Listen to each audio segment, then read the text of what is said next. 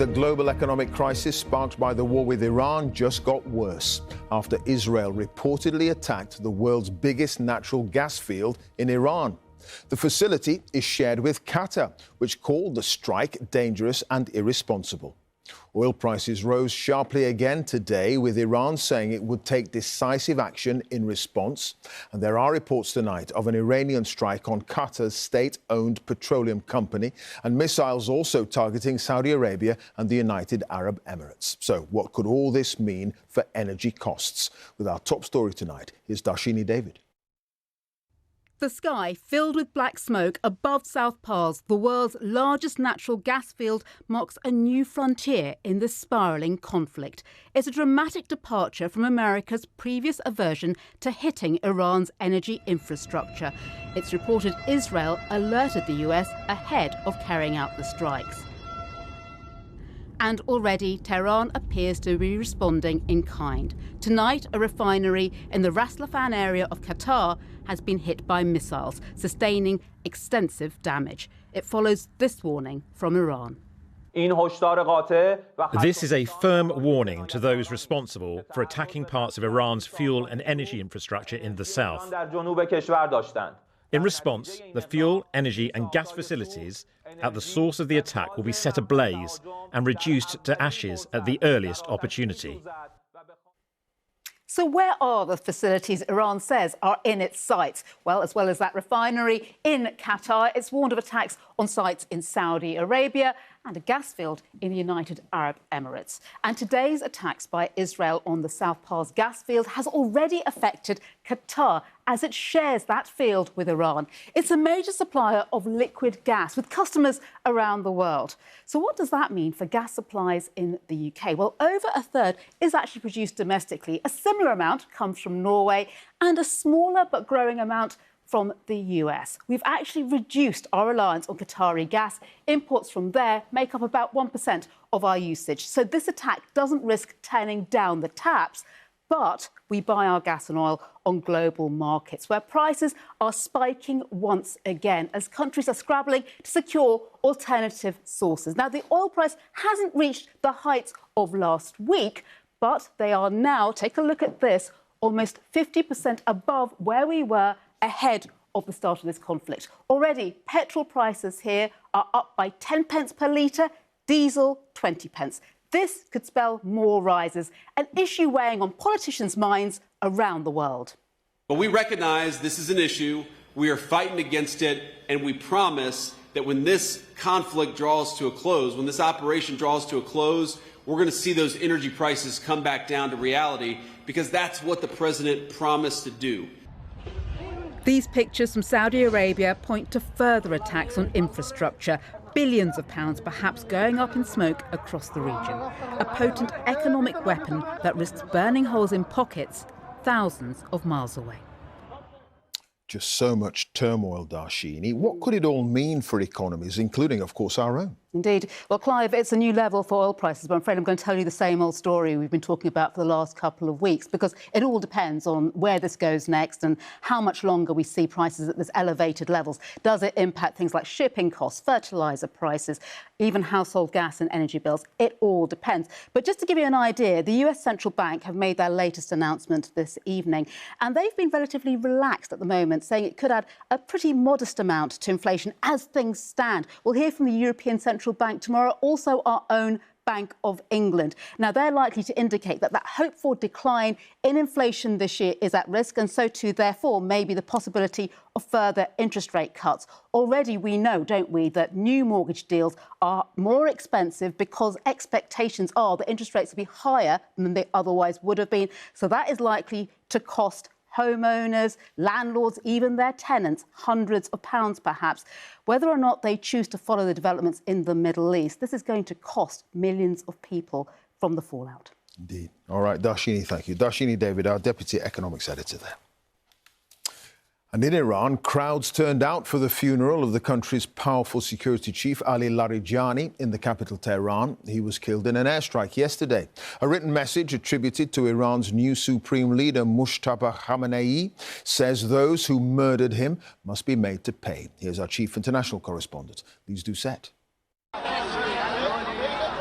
Today in Tehran, some streets filled with the loyalists of the Islamic Republic. A show of strength and sorrow. Funerals for their latest leaders assassinated by Israel and America, including Ali Larijani, the top security official said to have been running Iran during this war. The signature slogans sounded again. Death to America, death to Israel. But last night, Israel killed one more on its list, the black-turbaned intelligence minister Ismail Khatib. Iran insists its system is safe.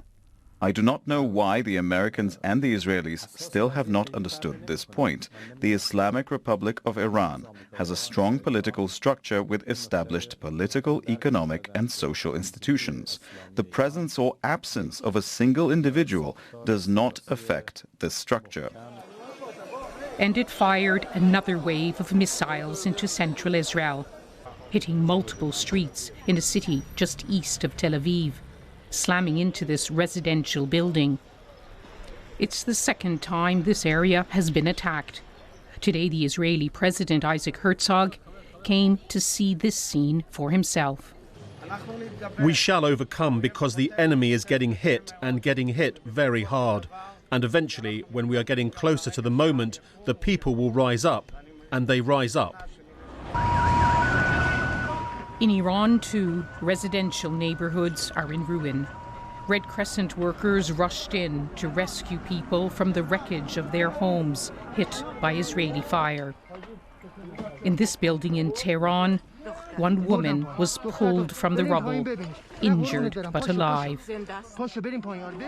Both sides say they're not targeting civilians, but more and more civilians are suffering. And in Iran, they're trapped between threats from the skies and from the streets. Yesterday in the capital, this crowd gathered for a traditional celebration in the run-up to the Persian New Year on Friday, until machine gun fire shattered the night.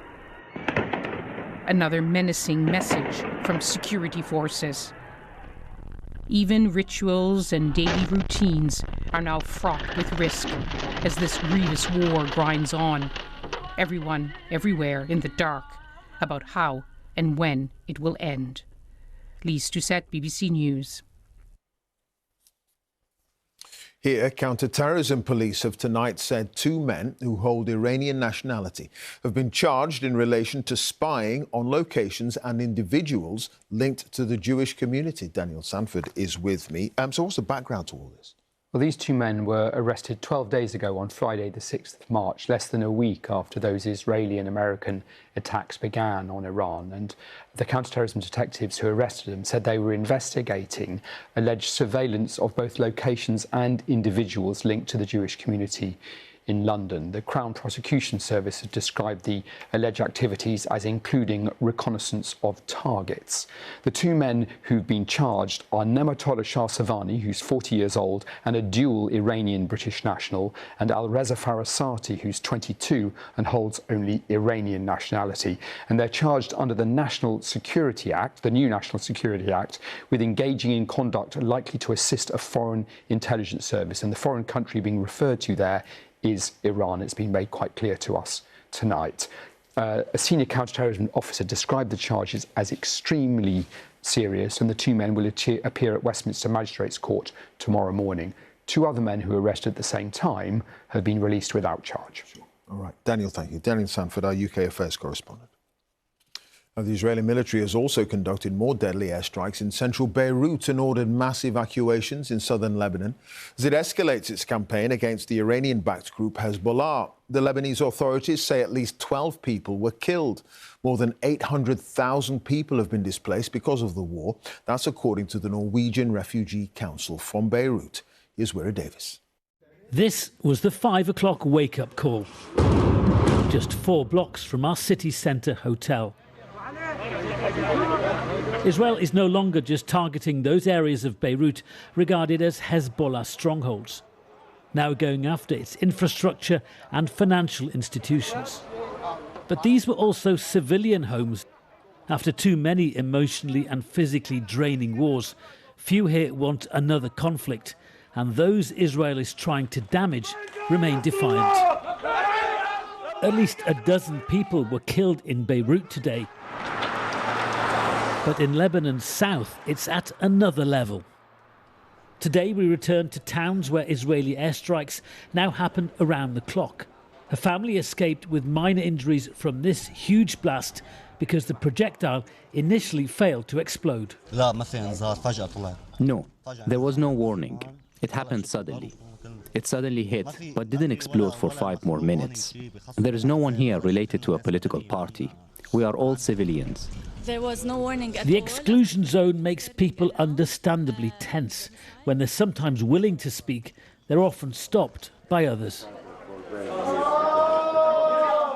Also feeling the pressure, staff at this Nabatea hospital, dealing today with horrific injuries from multiple airstrikes.